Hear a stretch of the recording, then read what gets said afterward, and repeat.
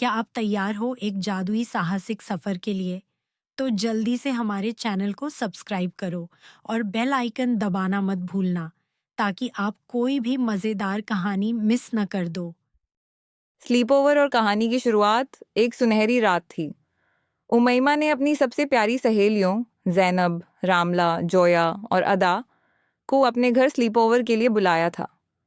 कमरा रंग बिरंगी रोशनी से सजा था, तकिए बिखरे थे और पॉपकॉर्न की खुशबू फैली हुई थी।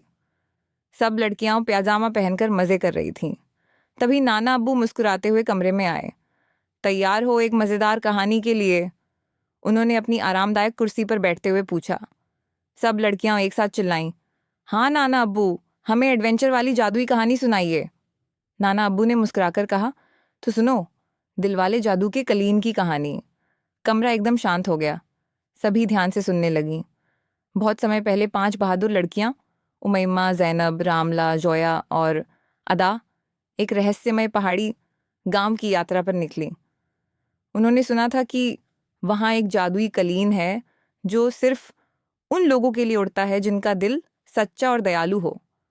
जब वे गांव पहुंची तो उन्हें एक बूढ़ी औरत मिली जो नीले पत्थरों से बने छोटे झोपड़े में रहती थी। वह बोली, जादुई कलीन ही हवाओं की गुफा में छुपा है, लेकिन ध्यान रखना, वह सिर्फ उन दिलों की सुनता है जिनमें प्यार और हिम्मत हो। लड़कियां सिर हिलाकर चल पड़ीं। उनके पास थे स्नैक्स, टॉर्च और दोस्ती की ताकत। घंटों चलने के बाद, घने जंगल से होते हुए और एक गिरी हुई पेड़ की लकड़ी पर से नदी पार करते हुए, वे एक झरने के पीछे छुपी हुई गुफा तक पहुंच गईं। गुफा के अंदर हवा की गूंज थी, जैसे कोई नाम पुकार रहा हो। गुफा में चमकदार पंख हवा में उड़ रहे थे। दीवारों पर अजीब से चमकते चिन्ह बने थे। तभी जमीन हिलने लगी और एक सुनहरा कालीन सामने आ गया। कौन है जो मुझे जगाने आया है? एक आवाज गूंजी। उमैमा ने हिम्मत से कहा, हम वो हैं जो दोस्ती और दयालुता में विश्वास रखते हैं। कलीन धीरे धीरे खुद को खोलने लगा और चमकने लगा। अगर तुम्हारे दिल सच्चे हैं तो तुम उड़ सकते हो, आवाज ने कहा। लड़कियां एक एक कर जादुई कलीन पर चढ़ीं।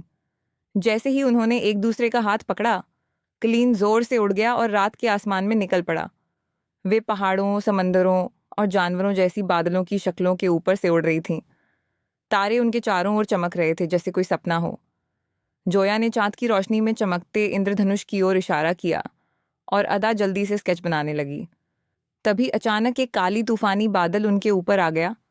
कलीन धीमा पड़ गया। याद है कलीन ने क्या कहा था? जैनब ने फुसफुसाया। सच्चे दिल। रामला ने उसका हाथ पकड़ते हुए कहा। हम सब साथ हैं, उमैमा बोली।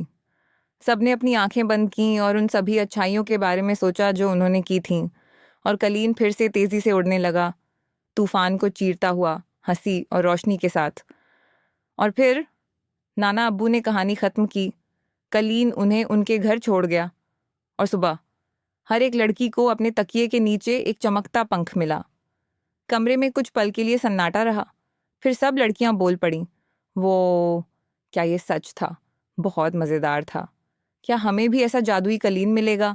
जोया ने पूछा। नाना अब्बू ने हल्की मुस्कान के साथ कहा, शायद। अगर तुम्हारा दिल हमेशा दयालु रहे तो एक दिन कलीन तुम्हें ढूंढ ही लेगा। कहानी से सीख। सच्ची दोस्ती, दयालुता और हिम्मत आपको जादुई सफर पर ले जा सकती है, इवन आसमानों तक। जब दिल साफ हो और दोस्त साथ हों, तो कुछ भी नामुमकिन नहीं होता।